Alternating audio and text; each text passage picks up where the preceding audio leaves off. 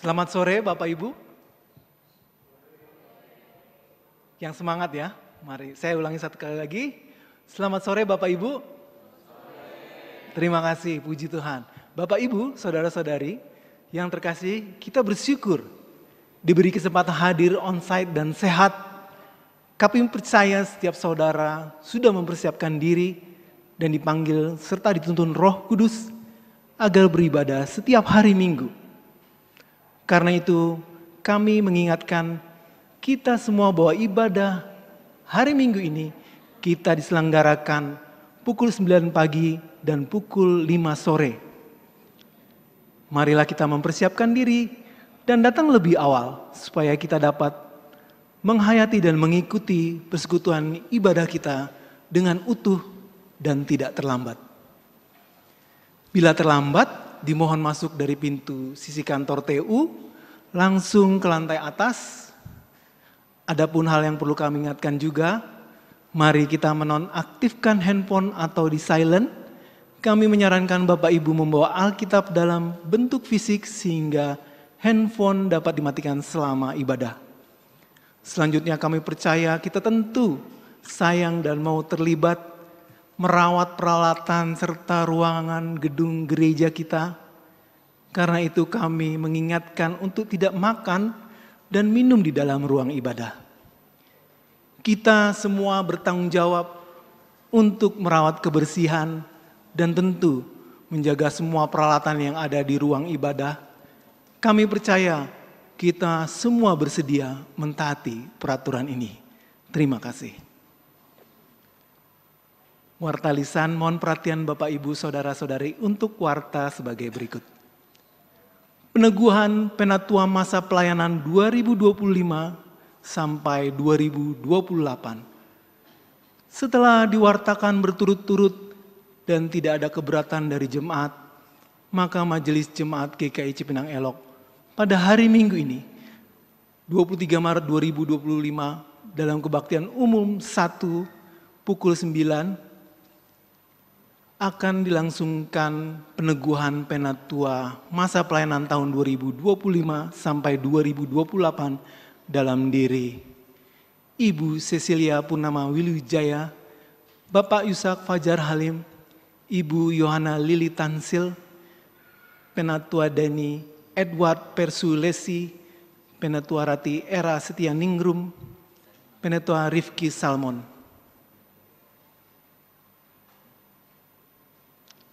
Mohon dukungan doa dari saudara jemaat agar peneguhan penatua ini dapat berjalan dengan baik dan kiranya Tuhan sendiri yang memperlengkapi terhadap para penatua dalam setiap pelayanan.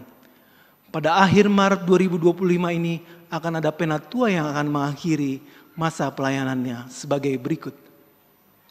Penatua Febleus Takahindangen, Penatua Hendrata, Penatua Manunggal S. Lukman. Terima kasih untuk pelayanan Bapak, Ibu, Tuhan Yesus memberkati. Pelayanan kesehatan, bidang kesaksian dan pelayanan kesehatan, Majelis Jemaat GKI Cipinang Elok akan melakukan pelayanan kesehatan berupa pemeriksaan gula darah, kolesterol, asam urat, tekanan darah. Kegiatan ini akan dilaksanakan pada hari Minggu 30 Maret 2025 pukul 11.00 di ruang gereja. Bagi Bapak Ibu atau saudara-saudari yang ingin mengikuti kegiatan ini, dapat langsung mendaftar melalui meja pendaftaran yang ada di halaman gereja baik sebelum maupun sesudah kebaktian umum pertama tanggal 30 Maret 2025. Demikianlah pemberitahuan ini disampaikan. Atas perhatian Bapak, Ibu, Saudara-saudari, kami ucapkan banyak terima kasih. Bapak Ibu, dalam rangka memperluas jangkauan informasi mengenai kesempatan pendidikan yang ditawarkan oleh Ukrida, kami memberikan informasi kepada jemaat mengenai program yang tersedia dan memperkenalkan potensi-potensi berbakat yang dapat dikembangkan melalui pendidikan tinggi di Ukrida. Mari kita saksikan video berikut.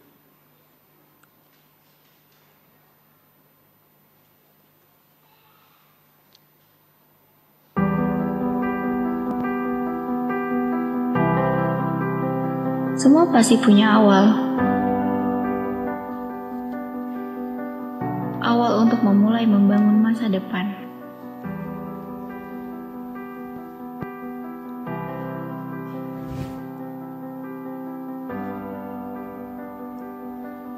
Dengan segala kesempatan ini, belajarlah tentang hal-hal baru yang mungkin tak bisa kita dapatkan lagi.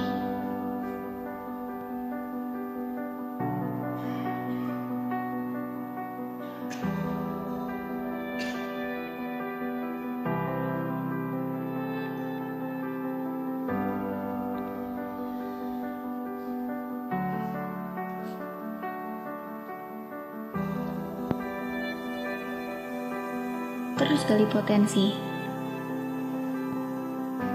Lalu jadilah versi terbaik dari kita dan taklukkanlah dunia. Ini bukan akhir perjalanan. Semua baru dimulai dari sini. Dari Ukrida. Lead to Impact.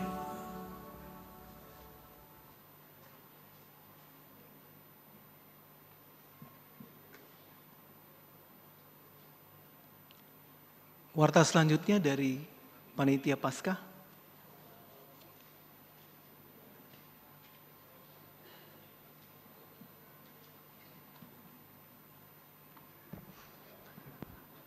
Ya, selamat sore Bapak Ibu Jemaat, Shalom. Memasuki Minggu Prapaskah kedua, mari tetap bertekun dalam aksi penyangkalan diri dan renungan harian selama masa Raya Paskah. Berikut video pengingat untuk kita semua.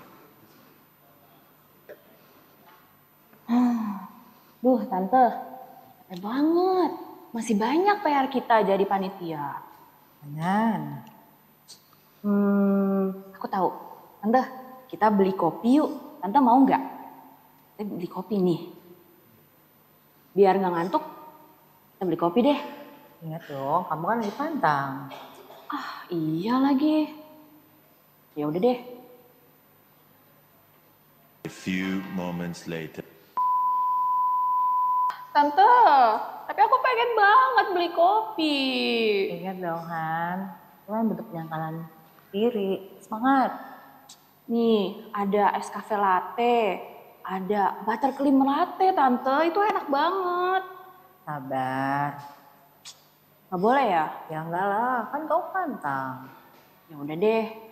Oke. Jadi kita minum air putih aja. Oke.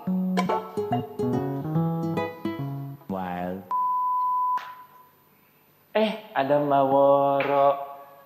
Wah, Mbak Woro, serius amat lagi apa? Lagi baca renungan, Jer. Wah, selama ini baca renungan nih Mbak Woro. Yang mana yang Mbak Woro paling ingat? Yang berkesan buat aku tanggal 8, Jer. 8 Maret.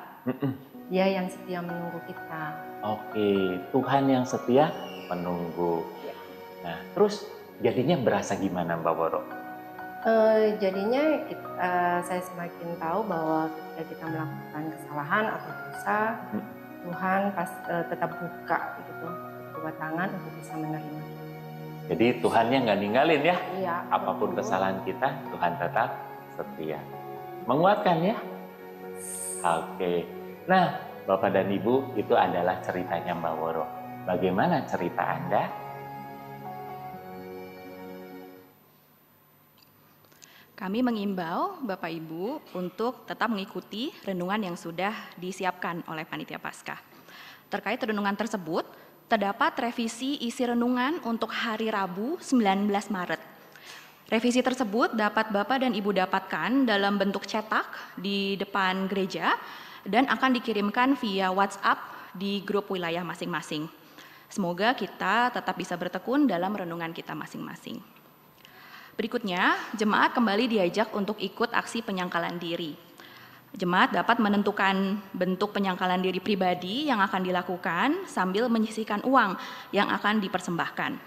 Contoh aksi penyangkalan yang dapat dilakukan adalah menahan diri dari merokok, berbelanja berlebihan, mengakses media sosial, dan seterusnya.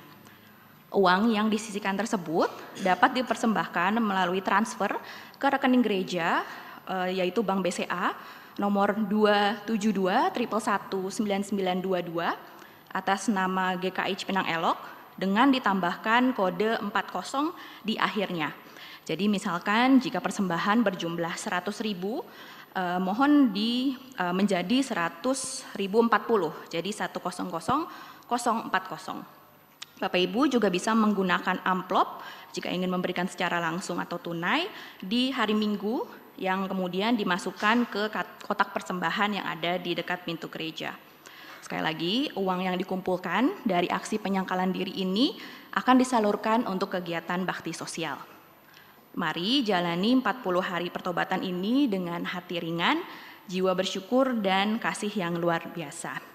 Semoga Tuhan membimbing langkah kita dalam pertobatan dan kasih. Selamat menjalani masa Prapaskah ini.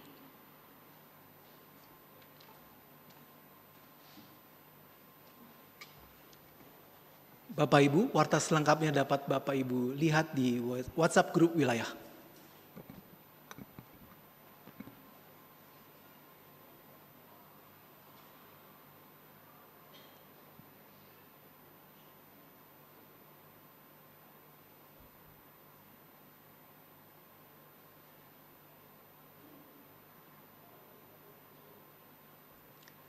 Ibadah sore hari ini dilayani oleh Pendeta Emeritus Erik Ekne dari GKP Efata Cakung. Majelis tugas Penatua Joko, Penatua Nini, Penatua Rido, Penatua Manunggal, Penatua Febleus. Lektor Ibu Juniana, Saudari Livia, pemandu pujian Bapak Hen, dan Saudari Felicia, pengiring pujian Bapak Doni, Saudara Jason, Saudari Amy dan Saudara Alvaro. Pengisi pujian dari Paduan Suara Serapim, Multimedia dan Sound System, Bapak Hari, Saudari Vicky, Saudara Yosep. Majelis dan Jemaat GKI Cipinang Elok sebelumnya mengucapkan banyak terima kasih atas pelayanan Bapak, Ibu dan Saudara-saudari. Sebelum memulai ibadah, marilah kita siapkan hati dan pikiran kita dengan bersaat teduh sejenak.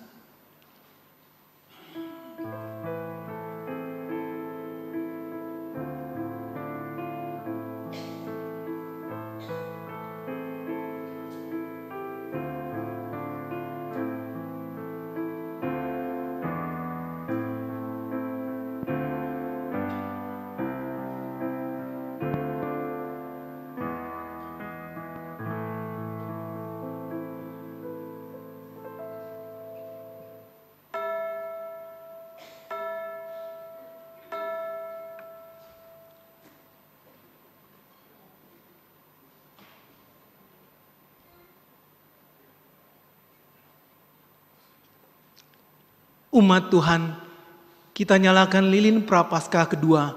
Ingatlah, meski panjang dan berliku, Yesus menapaki jalan penderitaan, maka bertobatlah, berbaliklah kepada Tuhan.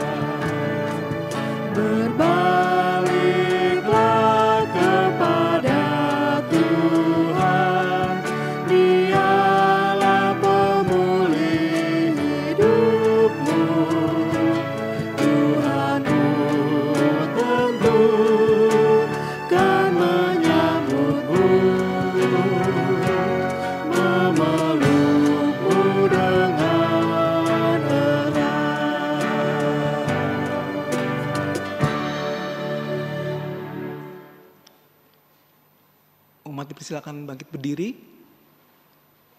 Umat terkasih, di tengah jalan hidup yang panjang dan berliku, datanglah kepada Yesus. Sang Mesias, Juru Selamat dunia.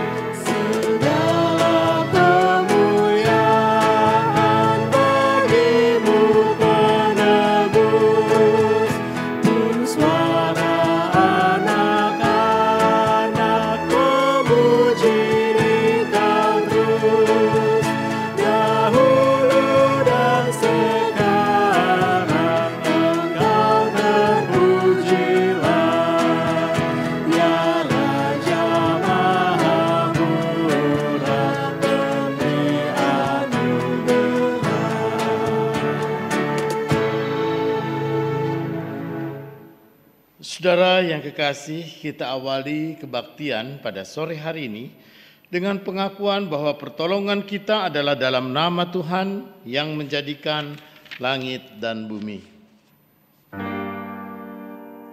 Amin, amin, amin. Tuhan beserta saudara dan beserta saudara juga.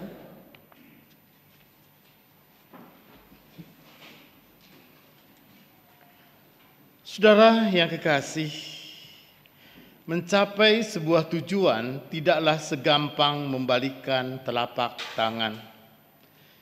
Demi memetik impian, ada orang memilih jalan instan yang paling singkat dan ringan. Sebaliknya, Yesus menolak jalan pintas. Sang Pembebas mendekap jalannya meski berlumur pergulatan demi menuntaskan karya keselamatan. Apakah kita masih setia meneladan Yesus dalam jalan yang berlumpur pergulatan? Renungkanlah.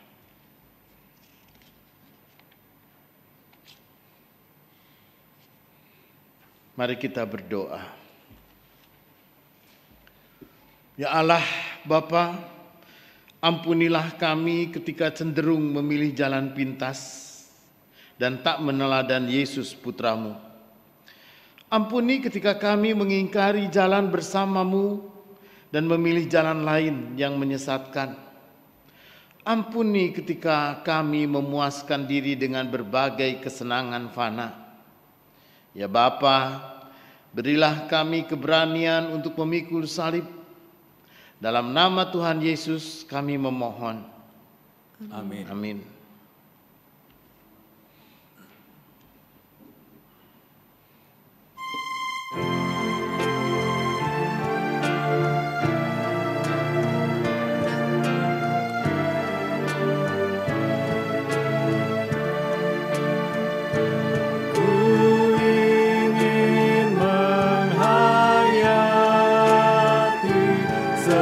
Sengsara Tuhanku.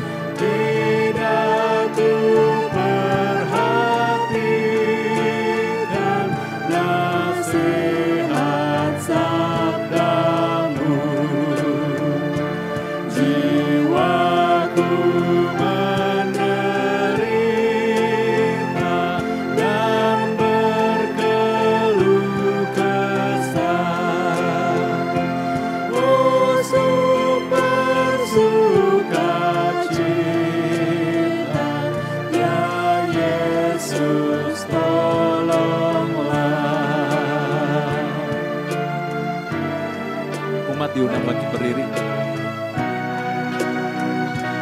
Kiranya kau sembuhkan hatiku yang sedih. Sudilah menghapuskan dosaku yang keji. Ku rindu akan hidup yang suci mulia.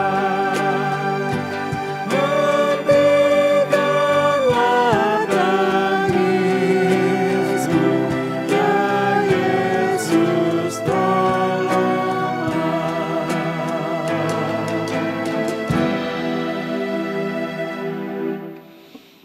Bapak, Ibu, dan Saudara, sekarang dengarlah firman Tuhan yang berkenan mengampuni dosa kita.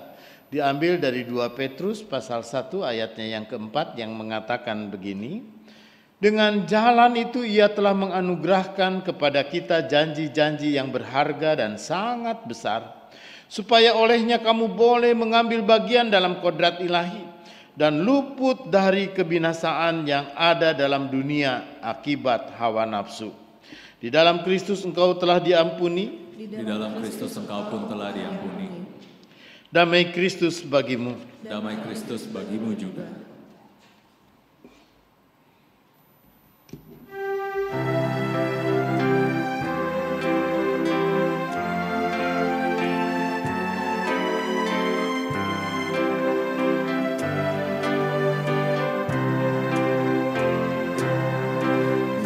Yesus ku juru selamatku, Tuhanku mengalisku, tumpuan pengharapanku dan perisai perlindunganku.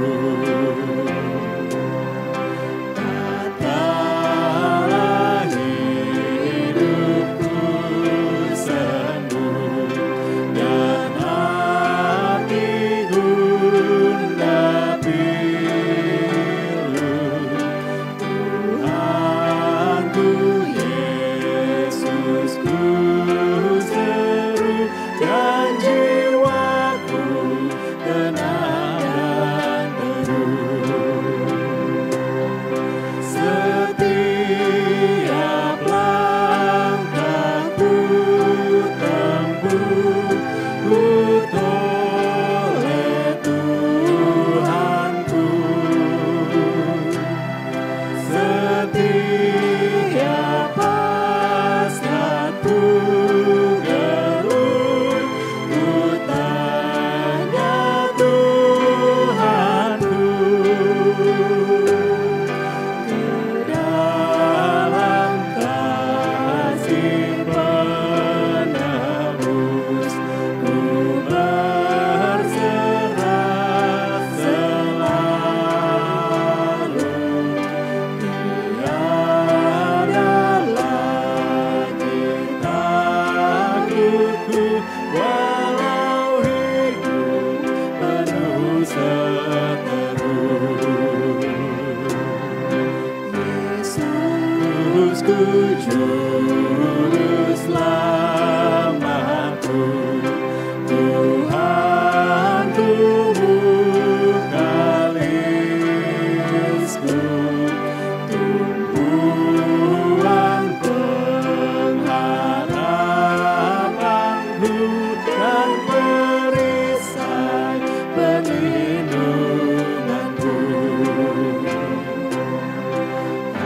Tatkala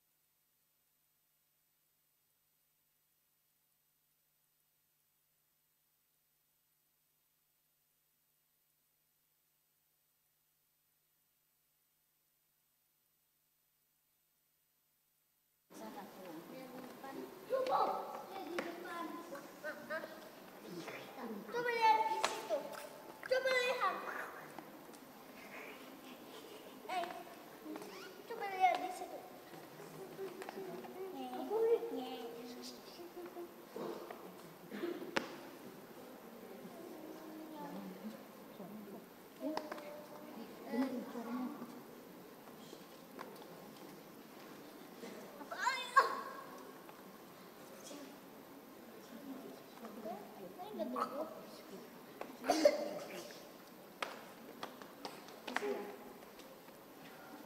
aku mau makan bakmi.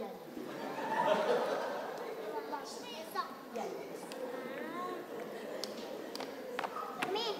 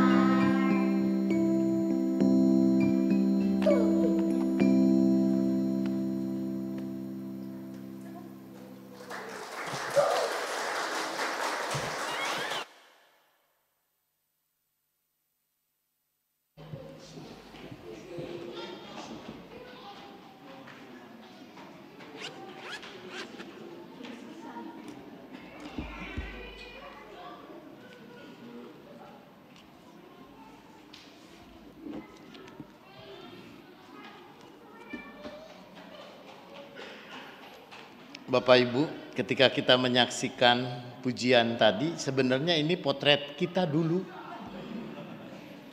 Dulu waktu kita seumur mereka pun juga mungkin lebih bengal. Tapi itulah anak-anak kita. Saudara, mari kita bersama kita berdoa sebelum kita membaca dan merenungkan firman Tuhan. Bapa di dalam sorga, saat ini kami hadir di hadapan hadirat-Mu Tuhan. Sertai kami dengan roh-Mu yang kudus Tuhan. Biarlah ketika kami membaca Alkitab, merenungkan, sungguh kami beroleh makna dan kami beroleh kekuatan untuk dapat menyatakan firman itu dalam kehidupan kami sehari-hari. Kiranya Tuhan juga yang menolong hamba-Mu untuk dapat melayankan firman, urapi dia sehingga apa yang dikatakan sesuai dengan kehendak dan rencana Tuhan. Terpujilah Tuhan. Amin. Bacaan pertama menurut Kejadian 15 ayat 1 sampai 12. Dilanjutkan ayat 17 sampai 18. Bacaan pertama menurut Kejadian 15 ayat 1 sampai 12. Dilanjutkan ayat 17 sampai 18. Kemudian datanglah firman Tuhan kepada Abram dalam suatu penglihatan. Janganlah takut Abram, akulah perisaimu. Upahmu akan sangat besar. Abram menjawab, ya Tuhan Allah, apakah yang akan Engkau berikan kepadaku? Aku akan meninggal tanpa mempunyai anak, dan yang akan mewarisi rumahku ialah Eliezer, orang Damsyik itu. Kata Abram lagi, Engkau tidak memberikan kepadaku keturunan, sehingga seorang hambakulah yang akan menjadi ahli warisku. Namun datanglah firman Tuhan kepadanya, orang itu tidak akan menjadi ahli warismu, melainkan anak kandungmu. Dialah yang akan menjadi ahli warismu. Lalu Tuhan membawa Abram keluar serta berfirman, lihatlah ke langit dan hitunglah bintang-bintang, jika engkau dapat menghitungnya. Ia berfirman lagi kepadanya, demikianlah banyaknya nanti keturunanmu. Abram pun percaya kepada Tuhan dan Tuhan memperhitungkan hal itu kepadanya sebagai kebenaran. Firman Tuhan kepadanya lagi, "Akulah Tuhan yang membawa engkau keluar dari Ur Kasdim untuk memberikan negeri ini kepadamu menjadi milikmu." Kata Abram, "Ya Tuhan Allah, bagaimanakah aku tahu bahwa aku akan memilikinya?" Firman Tuhan kepadanya, "Ambillah bagiku seekor lembu betina berumur 3 tahun, seekor kambing betina berumur 3 tahun, seekor domba jantan berumur 3 tahun, seekor burung tekukur, dan seekor anak burung merpati." Semua itu diambilnya bagi Tuhan dan dibelahnya menjadi 2. Lalu bagian-bagian itu diletakkannya, yang satu di samping yang lain, tetapi burung-burung itu tidak dibelahnya. Ketika burung-burung pemangsa hinggap di atas daging binatang-binatang itu, Abram mengusirnya. Menjelang matahari terbenam, Abram tertidur lelap. Lalu gelap gulita yang mengerikan turun meliputinya. Dilanjutkan ayat 17 dan 18. Ketika matahari terbenam dan kegelapan turun, terlihatlah perapian yang berasap dan suluh berapi lewat di antara potongan-potongan daging itu. Pada hari itu, Tuhan mengikat perjanjian dengan Abram dan berfirman, "Kepada keturunanmu lah kuberikan negeri ini, mulai dari sungai Mesir sampai ke sungai Efrat, sungai yang besar itu." Demikianlah sabda Tuhan.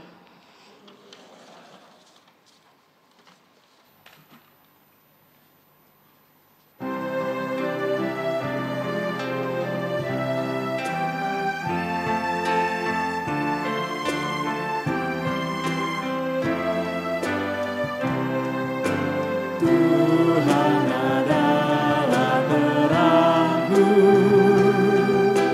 dan keselamatanku. Tuhan itu benteng hidupku, pada siapakah ku kan gentar. Tuhan adalah terangku dan keselamatanku. Tuhan itu benteng hidupku, pada siapakah ku kan gentar. Waktu penjahat menyerangku untuk memakan dagingku, musuh dan lawanku semuanya, mereka sendiri yang jatuh. Walau tentara mengepungku, tidak akan takutlah hatiku. Walau berperang melawanku, sungguh percaya ku tetap. Satu hal ku minta dari Tuhan, itulah yang aku ingini, diam di dalam rumah Tuhan di sepanjang umur hidupku. Sungguh itu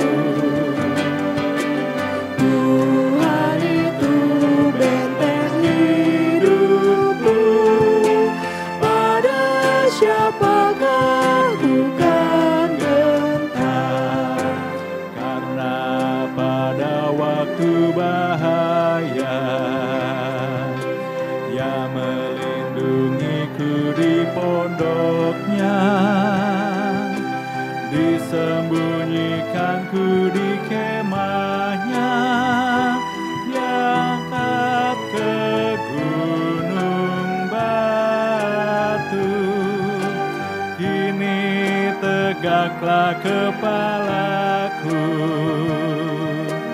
hadapi musuh sekelilingku. Ku mau beri korban dalam kemahnya, sambil menyanyi bersorak. Tuhan, dengarlah seruanku, kasihani dan jawablah aku. Hatiku mengikuti firman-Mu yang bersabda, cari wajah-Ku, maka ku cari wajah Tuhan. Jangan menolakku dengan murka, jangan membuang dan meninggalkanku. Allah, Kau penyelamatku. Tuhan adalah terangku dan keselamatanku. Tuhan itu benteng hidupku, pada siapakah ku kan gentar. Walau ayah ibu tinggalkanku, namun Tuhan pasti menyambutku. Tuntun aku di jalan yang rata, oleh karena seteruku. Janganlah Kau serahkan aku pada nafsu lawan-lawanku, karena telah bangkit menyerangku, saksi dusta dan orang lalim.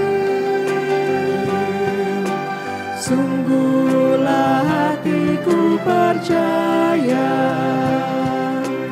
bahwa kelak aku kan melihat kebaikan Tuhan dinyatakan di negeri orang-orang hidup. Jiwaku nantikanlah Tuhan, kuatkan dan teguhkan hatimu, kuatkan dan teguhkan hatimu. Amin, nantikan Tuhanmu. Tuhan adalah terangku dan keselamatanku. Tuhan itu benteng hidupku, pada siapakah ku kan gentar.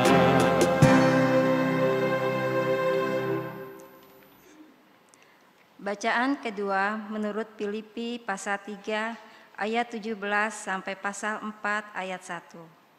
Bacaan kedua menurut Filipi pasal 3 ayat 17 sampai pasal 4 ayat 1.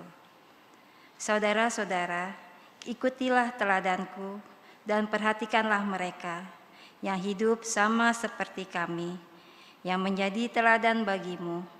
Sebab seperti yang telah kerap kali kukatakan kepadamu, dan yang kunyatakan pula sekarang sambil menangis, banyak orang yang hidup sebagai seteru salib Kristus. Kesudahan mereka ialah kebinasaan, ilah mereka ialah perut mereka, kemuliaan mereka ialah aib mereka.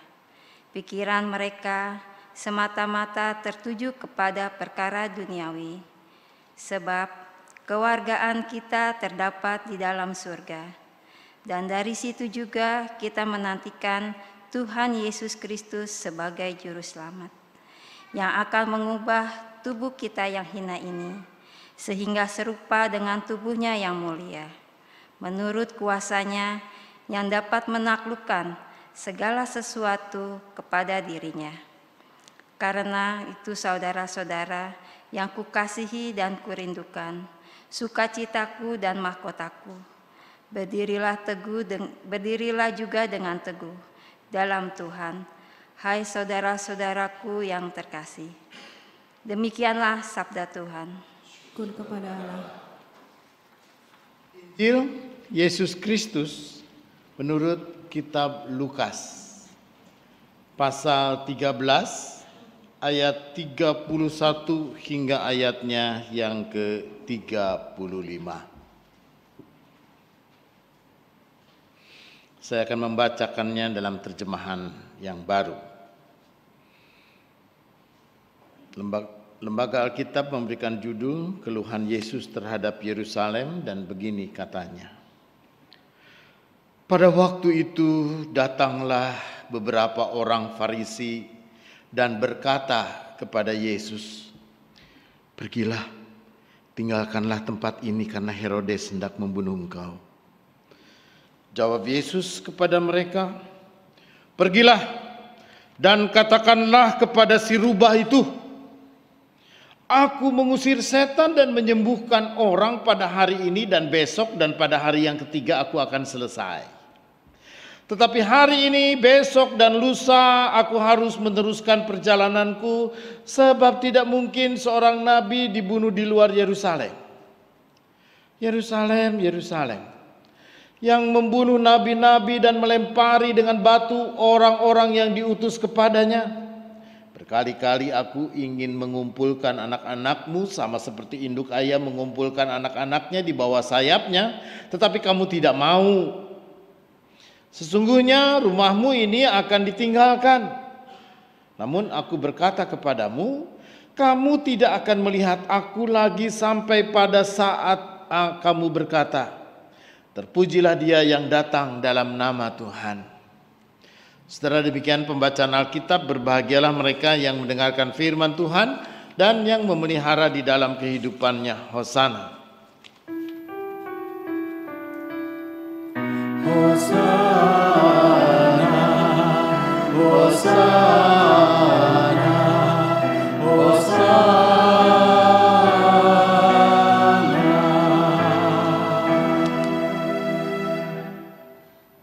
Silahkan duduk. Bapak, Ibu, dan saudara-saudara yang kekasih di dalam Tuhan, Bapak Ibu tahu istilah jalan tikus?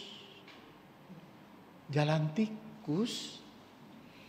Ya, jalan tikus, saya dulu berpikir, kok jalan tikus? Jalan tikus mah tempat tikus jalan di situ dong. Saudara, dalam hasanah bahasa Indonesia memang ternyata jalan tikus itu jalan sempit. Jalan sempit, jalan kecil, jalan alternatif. Di mana ketika orang macet, ya jalanan begitu macet, karena Bapak Ibu ya di Jakarta, atau mungkin Bapak Ibu yang kalau mau jalan ke puncak ya, liburan di puncak itu kalau kita menemukan kemacetan yang begitu parah, maka kita akan mencari jalan alternatif. Kita akan mencari jalan lain. Meskipun jalannya kecil, berliku-liku lewat kampung-kampung, lalu kemudian kita mengatakannya itulah jalan tikus. Gitu. Karena itu Bapak Ibu dan Saudara, orang jalannya disebut jalan tikus itu memang jalan itu tidak resmi. Ya, dan bahkan kadang-kadang Google pun juga nggak ngerti. Gitu ya, ngelewat-lewat situ, ataupun juga Google nunjukin kita ke jalan lain, ya jalan alternatif tadi. Bapak Ibu pernah disesatkan Google? Pernah ya? Kita ngikutin Google, taunya itu jalan sempit pisan, aduh Gusti Yesus kumaha ya. Gitu ya, itu mah aduh memang Google bukan orang Bekasi, Google juga bukan orang Jakarta. Gitu ya, orang Amerika dia nggak tahu jalan. Tapi itulah yang kemudian kita sebut dengan jalan potong. Ya, jalan yang lebih singkat. Jalan tikus itu boleh disebut jalan pintas. Jalan yang memudahkan, yang akan lebih memudahkan kita jalan yang lebih membuat kita pun juga lebih shortcut itu waktunya lebih pendek untuk mencapai tujuan daripada kita terjebak dengan kemacetan. Tapi Bapak Ibu dan Saudara yang kekasih di dalam Tuhan, dalam bagian Alkitab yang kita baca dan bahkan judul ataupun juga tema yang kita sedang renungkan itu, Yesus menolak jalan tikus. Itu gaya saya. Sebenarnya Yesus menolak jalan pintas. Saudara, apa sih yang dimaksud dengan Yesus menolak jalan pintas? Dengan kata lain, Yesus menolak jalan potong, Yesus menolak jalan yang mudah, Yesus pun juga menolak jalan yang gampang. Bapak Ibu dan saudara-saudara yang kekasih di dalam Tuhan, bukankah setiap kita orang pada umumnya itu selalu nalurinya untuk mencari jalan gampang kan? Ngapain susah-susah? Ngapain kita menghabiskan energi? Ngapain kita menghabiskan pikiran kalau itu ternyata lebih mudah? Kenapa harus dibikin sulit? Karena itu Bapak Ibu dan Saudara, ketika Yesus menolak jalan pintas, apa sih yang dimaksud Yesus menolak jalan pintas? Saudara, Bapak Ibu masih ingat khotbah kita minggu yang lalu? Masih ingat? Udah poho, udah lupanya? Ya lupa.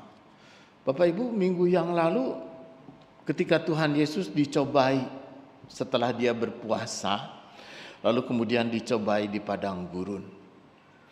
Pencobaannya itu saudara ya tentang kuasa. Jika engkau anak Allah, ubahlah batu ini jadi roti. Tapi versi saya boleh dong, saya pun juga melakukan modifikasi terhadap ayat itu. Kalau engkau direktur Pertamina, ubahlah Pertalite ini menjadi Pertamax. Wis, hebat Van. Ya, jikalau engkau ketua Mahkamah Konoha, ubahlah aturan wakil presiden dari 40 tahun jadi 35 tahun. Saudara, apa sih yang saya maksudkan? Yesus punya kuasa loh. Kalau engkau anak Allah, itu cobaan yang paling mengerikan. Orang punya kuasa kok. Godaan yang paling besar itu, karena itu Bapak Ibu, kekuasaan Yesus itu sekarang digoda. Lu mau nggak bikin batu itu jadi roti? Kamu kan punya kuasa, kamu punya kewenangan. Udah begitu, si iblis itu kan ngajak lagi ke tempat tinggi. Ini semua sudah aku diberikan kepadaku. Kalau kamu menyembah aku akan memberikannya kepadamu. Saudara, orang untuk mendapatkan kekuasaan, mendapatkan kewenangan dan juga mendapatkan posisi tertentu tidak jarang tuh orang melakukan apa saja. Gitu, dan pencobaan-pencobaan itu Yesus sudah menang. Tapi sekarang iblis nggak berhenti juga tuh. Melalui orang Farisi itu, saudara, kalau kemarin dicobai, digoda untuk menggunakan kekuasaan, sekarang Yesus diperhadapkan dengan apa? Dengan ancaman. Orang Farisi ini lalu kemudian dia mengancam Yesus. Apa ancamannya? Pergilah, tinggalkan tempat ini, karena Herodes hendak membunuh engkau. Herodes mau bunuh engkau loh. Bapak Ibu, tadi orang kalau punya kuasa, punya kewenangan, dia bisa berlaku apa saja. Orang kalau punya kewenangan, orang punya kekuasaan bisa membuat apa saja. Melanggar undang-undang, mengubah aturan. Ya pokoknya mah kumaha aing we lah cek orang Sunda mah. Gitu ya, bagaimana saya aja lah. Gitu. Saudara, melalui firman Tuhan ini pun juga ketika tinggalkan tempat ini karena Herodes hendak membunuh engkau.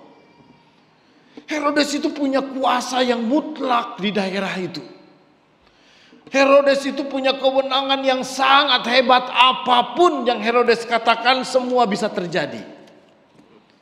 Bapak Ibu ingat waktu cerita Natal, Ya, cerita Natal itu kan orang-orang Majus itu sedang mencari Yesus. Lalu dia menjumpai Herodes. Herodes zaman Yesus dengan Herodes sekarang itu beda. Ya, Herodes Agripa dengan Herodes Antipas itu pun juga beda. Tetapi saudara, yaitu gelarnya Herodes itu adalah gelar kemenangan, gelar raja atau gelar pahlawan atau gelar penguasa daerah itu. Jadi pada zaman Yesus, Bapak Ibu, ketika orang Majus ini berjumpa dengan Herodes, di manakah raja orang Yahudi yang baru dilahirkan itu? Lalu Herodes nggak tahu, wow, ada raja lain. Kalau begitu, kamu cari, nanti kalau kamu sudah menemukan, sampaikan kepada saya dan saya juga mau menyembah dia. Tetapi yang terjadi justru ketika orang Majus setelah berjumpa dengan Yesus, mereka mengambil jalan lain. Dan Herodes merasa dibohongi. Dan apa yang akan terjadi, saudara? Itu bayi-bayi di Bethlehem yang umurnya di bawah 2 tahun dibunuh. Oleh karena kuasanya begitu hebat, maka kalau Herodes mengatakan bunuh semua bayi-bayi itu, semua akan mengikutinya. Betapa hebat kewenangan. Dan Yesus tahu itu, betapa dahsyatnya ya kekuasaan Herodes. Dan ketika orang Farisi itu mengatakan, pergilah tinggalkan tempat ini karena Herodes hendak membunuh engkau. Ini ancaman serius loh. Tinggalkan karena Herodes mau membunuh engkau. Ini ancaman yang sangat serius. Bapak Ibu dan saudara yang kekasih di dalam Tuhan, apakah Yesus kemudian ciut? Ya, nyalinya, keberaniannya. Apakah Yesus lalu kemudian menjadi takut ketika dia dikatakan, pergi tinggalkan tempat ini karena Herodes mau membunuh engkau? Apakah Yesus kemudian takut? Enggak tuh. Justru Yesus tahu apa yang akan terjadi pada dirinya. Dan dia pun juga paham benar siapa dirinya. Dia sebagai seorang hamba, dia sebagai seorang pejuang dalam iman, dia mau menyampaikan segala sesuatu, lalu Yesus tidak menghindar. Yesus tidak lari. Yesus tidak kabur. Yesus juga tidak mencari jalan pintas. Yesus tidak mencari jalan instan untuk menyelamatkan dirinya. Yesus tidak kemudian mencari jalan yang terbaik untuk supaya dia menyelamatkan dirinya. Enggak. Tapi Yesus hadapi dengan sungguh-sungguh. Bahkan dia mengatakan, pergilah katakanlah kepada si rubah itu. Bapak Ibu, kata rubah itu dalam bahasa aslinya, bahasa Yunani itu disebut alopex. Alopex itu bisa diterjemahkan dengan kata anjing. Bapak Ibu, jadi betapa kasarnya ungkapan Yesus ini. Gitu ya, dia nantangin. Gitu. Pergilah dan katakanlah kepada si anjing itu. Saya nggak tega ngomongnya di sini. Gitu. Katakanlah kepada si rubah itu, ya diterjemahkan dalam bahasa Indonesia itu lebih halus. Gitu. Sebenarnya itu kasar, katanya itu kasar banget. Gitu kan? Katakan kepada si itu, sok sana, katakan sana. Gitu. Artinya Bapak Ibu, Yesus mah nggak takut tuh. Yesus tidak melarikan diri, dia tidak sembunyi. Dan bahkan aku yang sudah menyembuhkan orang, aku pun juga sudah melakukan banyak hal dan aku akan terus melakukannya. Aku akan terus melanjutkan perjalanannya. Dan aku tahu, tidak mungkin seorang nabi dibunuh di luar Yerusalem. Artinya Bapak Ibu, Yesus pun juga tahu benar. Dia memahami bahwa pada waktunya dia akan ditangkap di Yerusalem, dia akan dianiaya, disengsara, dan bahkan dia kudu mati di situ. Sebagaimana nabi-nabi yang terdahulu. Karena itu Bapak Ibu dan saudara yang kekasih di dalam Tuhan, tetapi ada seorang penafsir Berkeley, dia mengatakan, ancaman Yesus itu apakah benar-benar ancaman Herodes? Apa benar Herodes mengancam? Pergilah dari tempat ini karena Herodes mau membunuh engkau. Atau justru orang Farisi itu yang kemudian mau membunuh Yesus? Justru orang Farisi itu yang benci dengan Yesus? Justru orang Farisi itu yang tidak suka dengan Yesus? Justru sikapnya orang Farisi inilah yang menentang Yesus, lalu kemudian menggunakan nama Herodes untuk mengancam Yesus. Ya, dia menggunakan tangan Herodes dengan kekuasaannya untuk menakut-nakuti Yesus. Bapak, Ibu, dan saudara, ini seperti sebuah cerita atau rekayasa politik ya. Dalam kehidupan politik itu kan seringkali orang melakukan sebuah tindakan dengan menggunakan orang lain. Sehingga si pelakunya sebenarnya dia bersih benar, tangannya bersih aja. Sama seperti si Farisi ini, dia bukan bersih tangannya, dia bersih, dia tidak bunuh orang, tapi dia akan menggunakan orang lain ya, orang lain atau pihak lain untuk membunuh Yesus. Bapak, Ibu, dan saudara, di dalam melalui firman Tuhan ini ada beberapa hal yang kita pelajari. Yang pertama, dalam realitas dunia kita, saudara, kita selalu diperhadapkan tidak hanya dengan godaan dan cobaan, ya berupa sebuah tawaran-tawaran yang menggiurkan. Tetapi tidak jarang kita pun juga ditempatkan oleh Tuhan pada posisi yang begitu menekan. Ya, kita pun juga ditempatkan oleh Tuhan pada posisi yang penuh dengan pergumulan. Atau kita pun juga pernah ditemukan kita pada posisi di mana kita menemukan jalan buntu.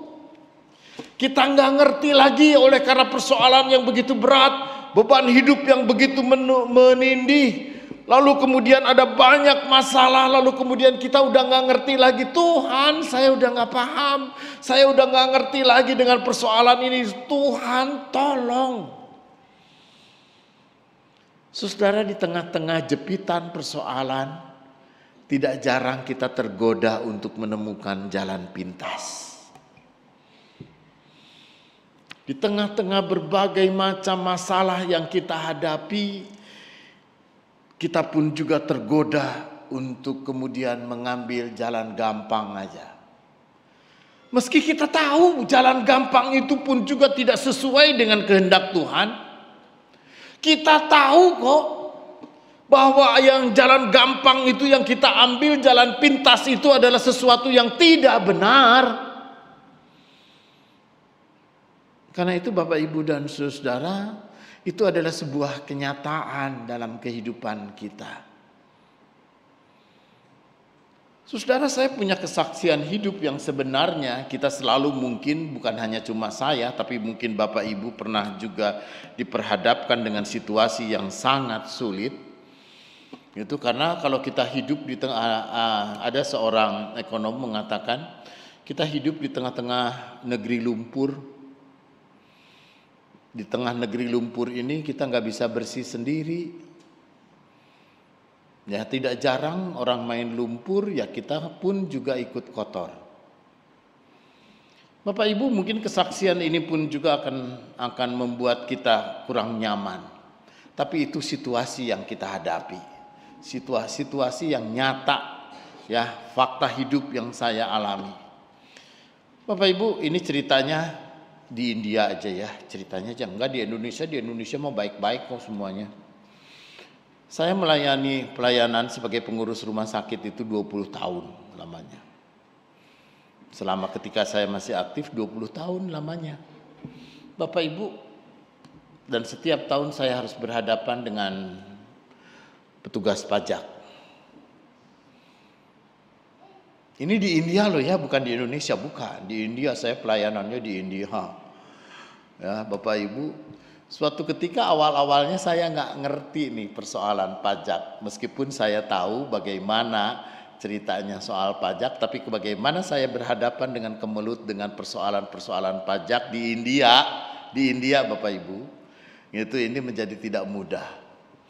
Suatu ketika kami harus membayar itu sekitar 16 miliar. Cukup besar. Ya SHU setelah itu 16 miliar udah bayar aja deh. Itu udah bayar aja langsung ke bank kayak kemana gitu. Tapi ketika petugas orang pajak tahu kita mau bayar itu, lalu kemudian ditahan sebentar. Ada banyak hal kita harus periksa ulang. Diperiksa ulang, periksa ulang semuanya. Kalau mau bayar Pak jadi 22 miliar. Kita mau bayar sendiri kok, kita mau bener-bener kayak malah kok jadi tambah gede. Ya begitulah ceritanya. Wah, lalu kemudian kita negosiasi, ya udah Pak, Bapak ini ketemu aja sama orang ini, ya orang ini, lalu kemudian udah biarin aja. Nanti ini ada yang akan menanganinya, silahkan. Gitu. Saya namanya pendeta atau polos Bapak. Saya melugu nggak ngerti, ya udah kita temuin. Lalu orang ini mengatakan, oh ya Pak, dia setelah lihat dia baca, udah Pak, 12 miliar aja Bapak bayar sama saya. Ya udahlah kalau gitu, oh jadi sebegitu ya, ternyata lebih murah. Gitu kan, logikanya ya udah gue bayar aja 12 miliar, keluarin duit. Ya, tentu keputusan rapat dong. Saya nggak memutuskan sendiri kan, keputusan rapat tawaran 12 miliar nih membayar, ya udah bayar aja. Gitu. Lalu setelah 2 bulan, 3 bulan berlalu, saya dapat invoice-nya. Ya, kwitansi pembayarannya Bapak tahu. Pembayarannya ternyata hanya 900 juta. Terus yang 11,1-nya kemana? Bapak Ibu dan Saudara yang kekasih, ya Tuhanku Yesus, orang mau kaya boleh kok. Orang mau hidup makmur boleh kok. Tapi bukan dengan jalan pintas seperti itu caranya. Orang pun juga mau nolong ya, kalau mau nolong ya tuluslah, tapi tidak menggelapkan begitu atuh. Bapak Ibu, yang menjadi persoalan dan pergumulan berat terus yang kemudian menjadi beban bagi saya adalah bagaimana saya harus mempertanggungjawabkannya. Kenapa? Karena keluar dari bendahara uangnya kan sebegitu besar, 12. Tetapi ketika kemudian invoice-nya hanya 900, eta kumaha mempertanggungjawabkannya. Bagaimana kita harus bertanggung jawab? Ya kita ngomong aja semua dengan board dengan kepengurusan kita. Yuk, ini loh faktanya. Gitu ya, amit-amit kalau saya mengambil atau misalkan nyatut mah gitu di hadapan Tuhan. Tapi itu adalah sebuah fakta Bapak Ibu. Oh begitu, untuk tahun-tahun ke depan ini mau udahlah, mau berapa aja. Ayo kita bayar aja, udah selesaikan. Gitu kan, kita selesaikan dengan baik, tapi kita sendiri yang langsung kita bayar berapapun semuanya untuk masuk ke negara. Ya kan? Karena itu Bapak Ibu dan Saudara yang kekasih, orang boleh kok. Bapak Ibu mau jadi kaya boleh. Tapi tidak dengan cara instan lalu kemudian melakukan sesuatu yang tidak etis atau sesuatu yang tidak sesuai dengan iman, sesuatu yang tidak sesuai dengan kebenaran firman Tuhan. Bapak Ibu mau jadi dokter boleh kok, mau jadi dokter di universitas manapun juga. Tapi penelitiannya jangan dong plagiat. Jangan dong kita pun juga menggunakan tulisan orang dan hasil penelitian orang lain. Itu akan membuat malu diri kita dan juga membuat malu universitas. Boleh Bapak Ibu, tetapi hati-hati, kenapa Yesus menolak jalan pintas? Itu meskipun dia tahu dia berhadapan dengan ancaman, dia berhadapan dengan kesulitan, dia berhadapan dengan sesuatu hal yang tidak mudah. Tapi itulah yang harus dijalani. Bapak Ibu dan Saudara yang kekasih di dalam Tuhan, itu adalah sebuah realitas dalam kehidupan kita. Kesaksian yang kedua Bapak Ibu, ini true story juga nih. Suatu ketika saya dengan seorang teman, gitu kan, kita mengurus tanah gereja. Tanah gereja ini warisan Belanda, ya. Kalau gereja saya banyak sekali warisan Belanda yang lalu kemudian ditempati oleh orang lain. Lalu ketika kita memerlukan tanah itu, maka kita harus adu adu argumen lah di pengadilan. Di pengadilan, dari pengadilan tingkat pertama, yang lalu naik ke pengadilan negeri, lalu kemudian sampai ke Mahkamah Agung. Gitu. Ini di India, Bapak Ibu, bukan di Indonesia, di India. Gitu ya. Selesailah. Ya, ingkrah keputusannya sudah ada, lalu di mahkamah itu pun juga sudah selesai. Ada keputusannya, saya sudah terima fotokopinya. Gitu ya, fotokopinya saya sudah dapat, tapi kan kita harus punya aslinya. Lalu kemudian saya datang dengan pengacara dan juga dengan beberapa orang ke sana. Gitu. Lalu kemudian petugas di sana tuh dengan mengatakan, "Pak, ini ada keputusan aslinya sudah ada." Itu sudah mau diserahkan, tapi ngomongnya apa? Bapak mau bayar berapa?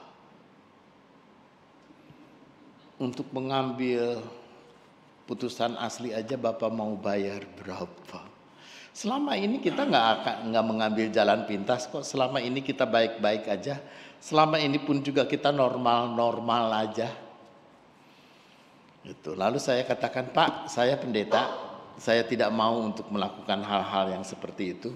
Kalau Bapak mau cerita, mau negosiasi, mau dongeng, mau apa, dengan yang lain aja, saya pulang. Bapak, Ibu, dan saudara yang kekasih di dalam Tuhan, boleh saja orang mau kemudian mau makmur, kayak mau kaya, mau apa. Tapi jalan pintas itu adalah jalan yang nggak benar. Saudara, sebagai anak-anak Tuhan, sebagai orang Kristen yang sungguh-sungguh kita berkomitmen untuk hadir benar di hadapan Tuhan, paling tidak kita belajarlah. Meskipun kita tahu kalau kita berlaku benar di negeri ini, saudara, berlaku benar di negeri ini itu nggak gampang. Berlaku benar di tengah-tengah dunia kita ini pun juga tidak mudah, Bapak. Dan mungkin juga ini sangat mungkin sekali ketika saya menyampaikan kesaksian ini, sebuah realitas yang benar ini, ada di antara Bapak dan Ibu yang tidak suka. Ya, ketika mungkin di antara Bapak dan Ibu pun juga yang tidak mau, yang tidak berkenan dengan apa yang saya sampaikan. Tapi saudara, kebenaran itu harus nyampe kok. Kebenaran itu harus disampaikan. Karena itu Bapak, Ibu, dan saudara, justru melalui firman Tuhan kita pada saat ini kita diajak untuk merenung. Dalam kitab Kejadian, ya di situ ada Abraham yang bergumul. Katanya, engkau berjanji, engkau akan membuat keturunan kami begitu banyak, tetapi sampai sekarang engkau juga tidak memberikan kami anak. Bahkan nanti suatu ketika kalau saya mati, bahkan si Eliezer itulah yang akan mewariskan. Lalu Tuhan berjanji, kamu harus percaya dengan cara Tuhan. Ada pada waktunya kamu akan melihat keturunanmu sama seperti bintang di langit. Karena itu Bapak, Ibu, dan saudara, kadang-kadang hidup itu tidak seperti yang kita ingini. Ya, hidup itu tidak semudah seperti yang kita harapkan. Hidup itu memang tidak gampang. Ya, untuk menjalani kehidupan di dalam kebenaran Tuhan, percaya kepada janji Tuhan pun juga tidak gampang. Karena itu Bapak, Ibu, dan saudara, justru pencobaan itu bukan ketika kita menghadapi godaan-godaan yang menyenangkan saja. Tetapi justru ketika kita di tengah-tengah kesulitan itu, di tengah-tengah kesulitan, saudara, godaan untuk mengambil jalan pintas, godaan untuk mengambil shortcut, ya, jalan potong, itu pun juga membuat kita tidak jarang, kita pun juga tergoda. Bapak, Ibu, belakangan kami punya kesaksian. Ketika gereja kami di Bekasi membangun gereja, itu perjalanannya 14 tahun Bapak, Ibu. Mengapa begitu panjang 14 tahun? Karena kami belajar untuk menjadi benar. Enggak deh. Ketika misalkan orang pun juga kita harus menyuap, kita harus nyogok, kita harus apa? Enggak deh. Kita belajar untuk menapaki jalan hidup yang benar. Tapi panjang sekali. Oh, kita menunggu orang-orang baik, kita menunggu orang-orang yang ngerti. Kita sampai menunggu, kenapa harus sampai 14 tahun lamanya? Karena kita harus berurusan dengan orang-orang yang punya niat hati yang baik. Bapak, Ibu, dan saudara yang kekasih, melalui firman Tuhan kita pada saat ini, justru dalam kitab Filipi pun juga kita diajar, engkau harus mengikuti teladanku, kata Rasul Paulus. Maka apa yang menjadi nilai kehidupan kita sebagai orang Kristen, Bapak Ibu? Pada masa Prapaskah ini kita diajak untuk memahami, menghayati dan menghidupi, memaknai penderitaan dan juga jalan derita Yesus. Maka melalui Minggu Prapaskah ini pun juga kita diajak untuk belajar. Di tengah-tengah kesadaran kita menapaki jalan bersama dengan Yesus. Ketika Yesus menolak jalan pintas, baiklah kita pun juga belajar untuk menolak jalan pintas. Karena ketika kita pun juga melakukan segala sesuatu hanya sekedar ingin mudah, ingin gampang, ingin cepat, kita cari jalan potong, maka baiklah kalau jalan pintas itu tidak. Bagaimana kalau jalan pintas itu tidak sesuai dengan iman kita, tidak sesuai dengan kebenaran firman Tuhan? Itu menjadi ujian kejujuran bagi kita. Saudara, di tengah-tengah dunia yang susah, kita menemukan orang jujur. Urusan Pertamina belum selesai, itu yang menipu masyarakat. Tapi masyarakat sudah ditipu juga dengan minyak kita. Minyak goreng yang katanya 1 liter, setelah dicurahkan ke botol ke gelas ukur ternyata hanya 750 cc. Kita ditipu lagi. Yang ditipu teh masyarakat, bapak-bapak, ibu-ibu nih, kita nih. Gitu. Bapak, Ibu, dan saudara, ini menjadi sebuah pembelajaran kok. Susah kita menemukan orang yang bisa dipercaya di negeri ini. Apakah sesusah itu? Apakah sesulit itu kita untuk menemukan orang jujur di tengah-tengah negeri ini? Mungkin juga di antara tadi Pertamina, di Timah, di Asabri atau di mana ya, itu liga korupsinya Indonesia. Mungkin juga di situ ada anak-anak Tuhan kok. Sangat mungkin juga di situ ada orang-orang Kristen kok. Sangat mungkin juga, mungkin ada anggota gereja saya juga di situ. Karena itu Bapak, Ibu, dan saudara, kalau kita sebagai orang Kristen lalu kemudian merasa tidak terganggu dan baik-baik saja, ya udahlah. Itu berarti kita sama dengan orang lain. Tidak ada bedanya. Tidak ada yang istimewa dengan hidupnya orang Kristen. Tidak ada yang istimewa. Ya kalau garam itu sudah tidak jadi asin, ya kita tidak bisa menggarami lagi. Tetapi justru saat ini melalui firman Tuhan ini, Bapak Ibu, temanya Yesus menolak jalan pintas. Ini menjadi ujian keberanian dan ujian kejujuran. Karena itu Bapak, Ibu, dan saudara yang kekasih, orang benar itu pun juga tentu tidak mudah. Ya, mungkin ada orang yang namanya Ahok mau membuka semua masalah dengan realitas yang kita kenal, dia punya orang punya integritas gitu. Dia pun juga tidak gampang untuk menjadi orang benar itu. Tapi ketika kita berkomitmen untuk mengikut Yesus, ayolah kita belajar semampu dan sekuat apapun. Kita mengikuti jalan Dia. Terpujilah Tuhan. Amin.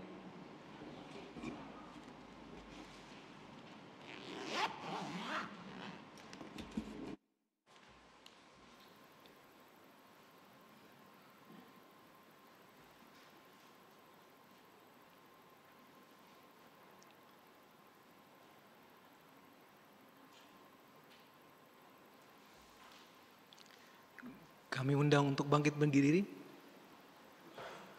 bersama-sama dengan umat Allah di masa lalu, masa kini, masa depan. Marilah kita mengucapkan pengakuan iman rasuli demikian. Aku percaya kepada Allah Bapa yang Maha Kuasa, Khalik langit dan bumi, dan kepada Yesus Kristus anaknya yang tunggal Tuhan kita, yang dikandung dari Roh Kudus, lahir dari anak darah Maria, yang menderita sengsara di bawah pemerintahan Pontius Pilatus, disalibkan, mati dan dikuburkan, turun ke dalam kerajaan maut.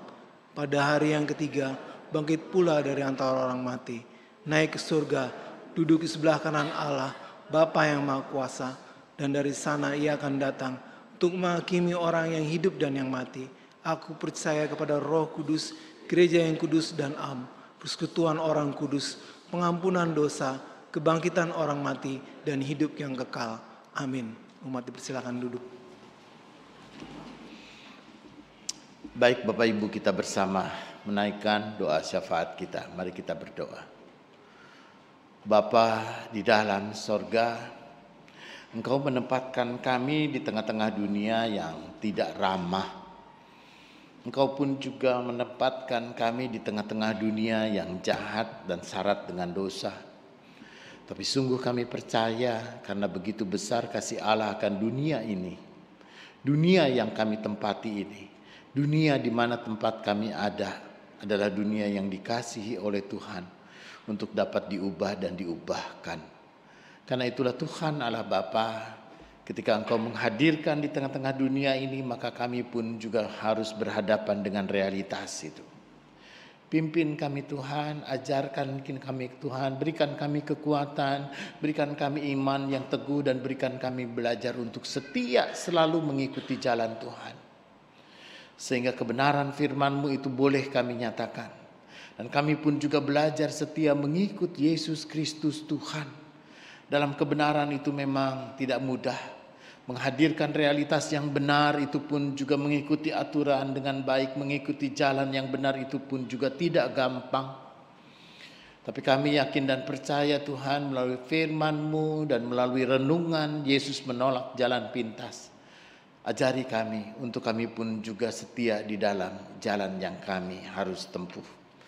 Kami setia di dalam kebenaran firman-Mu. Kami setia untuk melakukan apa yang menjadi bagian dari kehendak-Mu. Kami percaya Engkau hadir menjadi Bapa dan Gembala yang sejati di tengah-tengah kehidupan rumah setiap kami. Engkau yang menyelidik ke dalam setiap pergumulan-pergumulan yang kami hadapi. Engkaulah yang menjadi penolong dan juru selamat kami. Meski di tengah-tengah berbagai macam kemelut, pasti Tuhan menolong untuk kami dapat menemukan jalan keluar dan jalan penyelesaian yang terbaik. Dan di saat ini pun juga Tuhan, kami teringat kepada saudara kami yang sedang menderita sakit, mereka yang dirawat di rumah atau di rumah sakit. Sungguh kami mau berdoa bagi Ibu Nursinta Sitompul, kami berdoa bagi Ananda, Arita, Sarah Evelyn Simaremari, kami mau berdoa bagi Ibu Hidayani, kami berdoa bagi Ibu Susana Tekneo. Kami berdoa juga bagi Ibu Saryana, bagi Ibu Wawa, dan Ibu Nurana Boru Ginting. Dan biarlah di tengah-tengah kelemahan tubuh dan di tengah-tengah pembaringan Tuhan boleh memegang tangan dokter perawatan dan juga obat-obatan untuk memulihkan kembali keadaan mereka. Tapi kami sungguh menantikan kuasa dan mujizat Tuhan yang boleh menyempurnakan kesehatan. Seperti juga bagi saudara-saudara kami yang sedang dalam proses pemulihan. Kami mau berdoa bagi Ibu Pinkan Lantang, kami mau berdoa bagi Ibu Susan, Ibu Julia Iskandar, bagi Ibu Yosefin, bagi Ibu Murnila Zebua, bagi Ibu Dianda Mayanti, bagi Ibu Emilia Nalan. Kami mau berdoa bagi Ibu Nyoto, bagi Bapak Tony Magani, bagi Bapak Robi Meningka, juga bagi Penatua Kristanto, bagi Bapak Porindra Arif, juga bagi Saudari Helen dan Ananda Jeremy dan mungkin saudara-saudara kami yang lain. Kiranya Tuhan yang menjadi penolong, yang menjadi tabib agung, yang akan menyempurnakan kesehatan mereka. Saat ini kami juga berdoa bagi saudara-saudara kami yang mungkin tengah berduka cita karena orang yang mereka cintai telah Tuhan panggil pulang. Kami berdoa juga bagi saudara-saudara kami yang ada di tengah-tengah musibah, bencana, atau di tengah-tengah situasi peperangan, dan biarlah Tuhan juga yang menjadi penolong, yang menyelamatkan mereka. Tuhan juga yang menyertai saudara-saudara kami yang mempunyai kebutuhan khusus, maka Tuhan yang memperhatikan dan yang akan menyediakan apa yang mereka perlu. Tuhan juga beserta dengan orang tua kami, mereka yang lanjut usia, yang janda, yang duda, yatim, dan piatu. Engkaulah Gembala Agung yang akan memeliharakan setiap kami. Karena itu Tuhan Allah Bapa, kami percaya Engkau selalu hadir di tengah-tengah situasi kehidupan dan apapun yang terjadi dalam hidup kami. Di saat ini sungguh kami mau berdoa bagi Gereja Tuhan GKI Cipinang Elok. Tuhan berkati para pendeta yang melayani, juga para penatua, pengurus komisi, panitia-panitia, kelompok-kelompok kerja, dan seluruh jemaat Tuhan. Kami boleh sehati sepikir, kami pun juga boleh dengan sungguh-sungguh bersama-sama satu tujuan untuk melayani kemuliaan nama Tuhan. Dan Tuhan juga sungguh kami mau bersyukur kalau hari ini rapat persidangan majelis telah selesai. Kami yakin dan percaya dalam penyertaan Tuhan, persidangan majelis ini pun juga boleh membuat keputusan-keputusan yang terindah dalam masa depan gereja ini. Kami pun juga berdoa Tuhan bagi rencana untuk Bible Camp Komisi Anak dan juga Bible Camp Komisi Remaja. Tuhan juga berkati sehingga program ini pun juga boleh berjalan dengan baik, sehingga anak-anak kami boleh belajar Alkitab dan mengenal Yesus dengan lebih baik. Kami pun juga belajar berdoa Tuhan bagi rencana pelaksanaan masa raya Paskah ini. Dan biarlah masa raya Paskah ini boleh kami jalani dengan baik. Kami boleh menghayati arti penderitaan Kristus. Dan kami pun juga belajar menghadirkan realitas kehidupan sebagai anak-anak Tuhan di tengah-tengah dunia kami ini. Karena itu Bapa, tolong kami, sertai kami. Mampukan kami pun juga untuk menghadirkan cinta, kasih Kristus dan kebenaran Kristus dalam kehidupan kami. Dan di saat ini kami pun juga berdoa bagi acara Konven Pendeta tanggal 17 Maret. Tuhan memberkati sehingga konven ini pun juga boleh berjalan dengan baik. Tuhan, sungguh kami mau berdoa juga bagi pemerintahan bangsa dan negara kami di tengah-tengah berbagai macam situasi-situasi yang krisis, terutama krisis di dalam moralitas, terutama krisis di dalam akhlak dan kebenaran. Tuhan, kiranya Tuhan juga yang menyertai dari pejabat pusat sampai ke daerah, dan mampukan kami pun juga di mana kami ditempatkan. Kami boleh dengan sungguh-sungguh berdoa dan mendoakan bagi kelangsungan negeri ini. Inilah doa yang sungguh jauh daripada sempurna Tuhan. Tapi kami alaskan hanya di dalam nama Tuhan Yesus yang sudah mengajar kami berdoa. Bapa kami dalam sorga, dikuduskanlah namamu, datanglah kerajaanmu, dan jadilah kehendak-mu di bumi di surga. Pada hari ini makanan kami yang secukupnya, dan ampuni kami akan segala kesalahan kami seperti kami juga mengampuni orang yang bersalah kepada kami. Dan jangan bawa kami ke dalam pencobaan, tapi lepaskan kami daripada yang jahat, sebab Engkaulah yang punya kerajaan dan kekuasaan dan kemuliaan sampai selama-lamanya. Amin.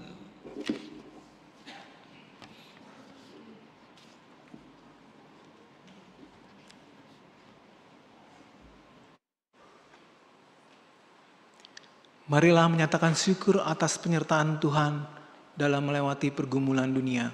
Firman Tuhan dalam Yesaya pasal 12 ayat 4. Pada waktu itu, kamu akan berkata, bersyukurlah kepada Tuhan, panggillah namanya, beritahukanlah perbuatannya di antara bangsa-bangsa, masyhurkanlah bahwa namanya tinggi luhur.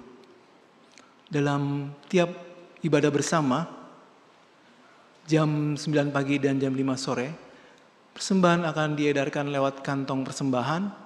Bila Bapak Ibu memilih sarana transfer, maka tidak dibatasi pada hari Minggu saja. Persembahan dapat ditransfer ke rekening gereja, dan saat ini juga bisa dengan QRIS.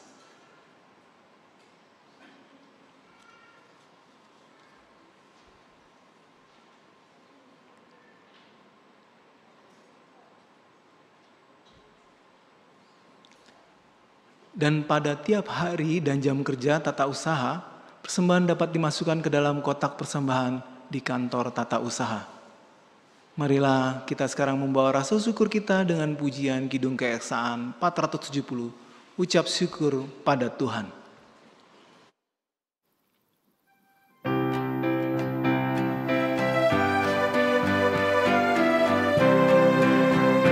Ucap syukur pada Tuhan karena kita diselamatkan oleh-Nya. Senandungkan lagu baru, senandungkan lagu baru bagi-Nya.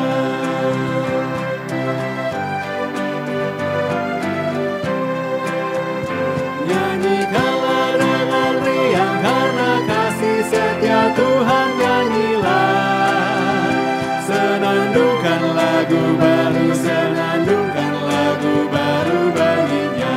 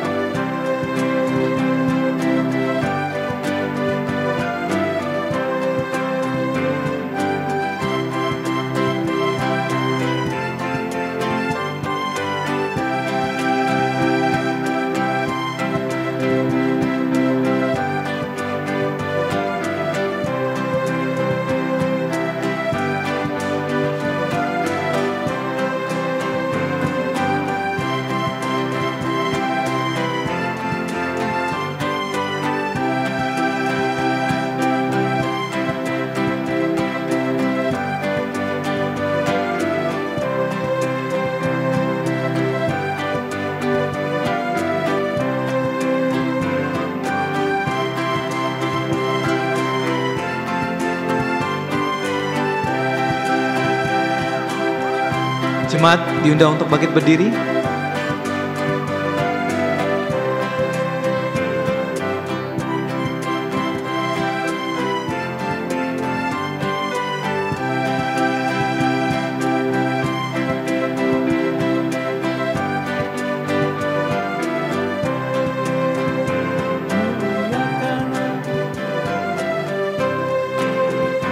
Muliakan nama Tuhan karena kuasa-Nya abadi, muliakan. Senandungkan lagu baru, senandungkan lagu baru bagi-Nya.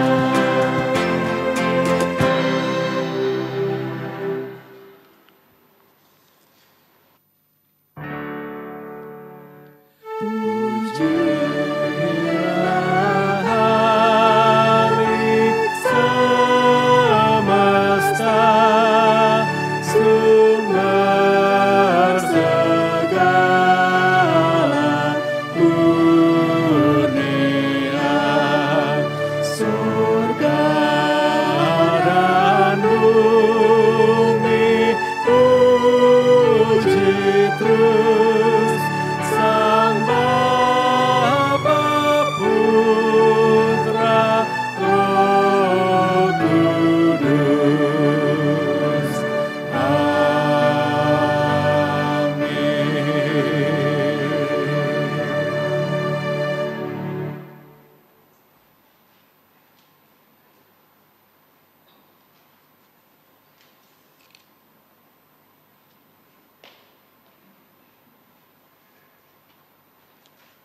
Marilah kita menyatukan hati dan membawa persembahan kita kepada Tuhan dalam doa.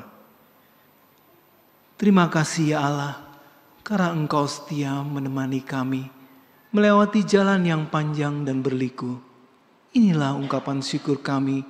Kiranya persembahan ini menjadi sarana bagi karya-Mu di dunia ini. Di dalam nama Yesus kami berdoa.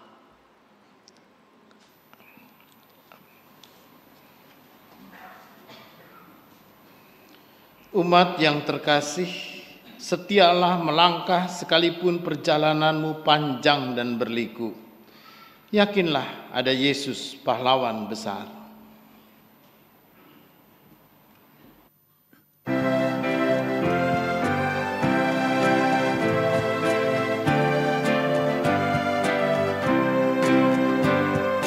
Mari tuturkan kembali kisah yang indah benar, warta berharga sekali, Yesus pahlawan besar.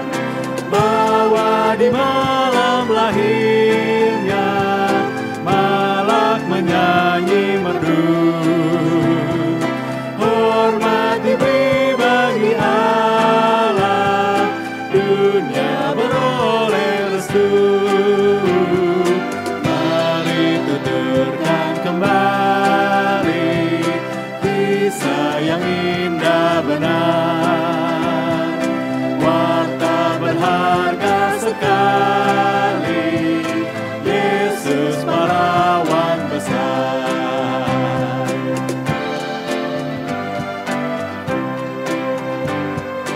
Waktu Al-Masih puasa di padang tandus gersang, untuk dosaku digoda, tapi akhirnya menang.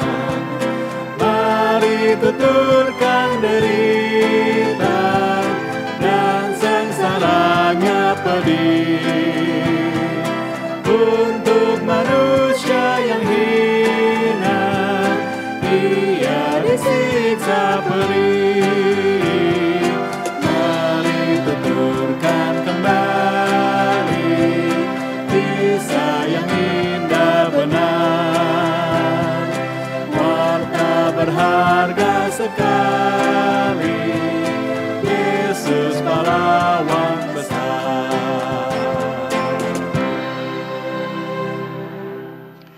Saudara, arahkanlah hatimu kepada Tuhan. Kami mengarahkan hati kami kepada Tuhan. Jadilah saksi Kristus. Syukur kepada Allah. Terpujilah Tuhan. Kini dan selamanya. Pulanglah dengan damai sejahtera dan terimalah berkat Tuhan. Kiranya Allah Sang Gembala menuntunmu dengan cinta agar teguh menjalani pertobatan. Kiranya Kristus Sang Anak Domba menginspirasimu untuk berkurban demi kehidupan. Kiranya Roh Kudus Sang Penolong memampukanmu untuk hidup dalam kesalehan sejati. Kemuliaan bagi Allah Bapa, Anak, dan Roh Kudus dari sekarang ini sampai selama-lamanya. Amin.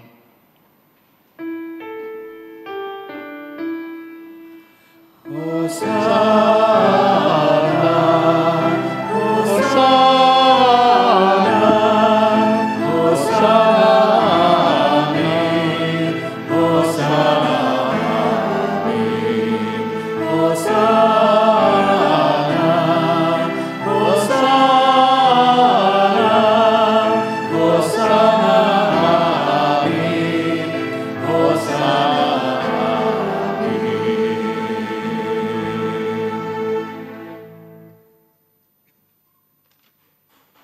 Marilah kita kembali menyanyikan Kidung Kesan 144.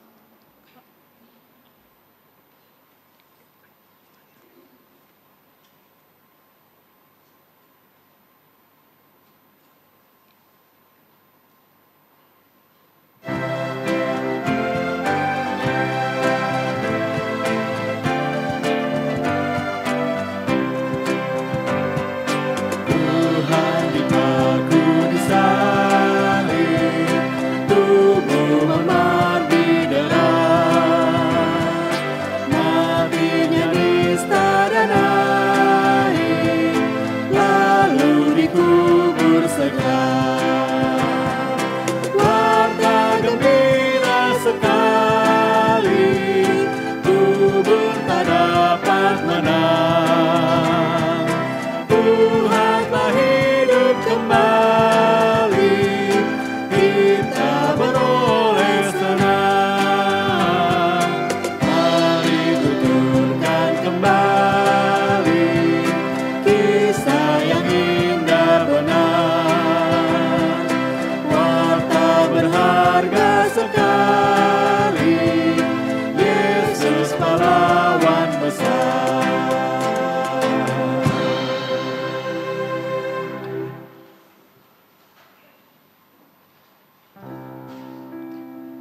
sebelum kita meninggalkan gedung gereja, kami ingin mengingatkan untuk kegiatan sepekan kita.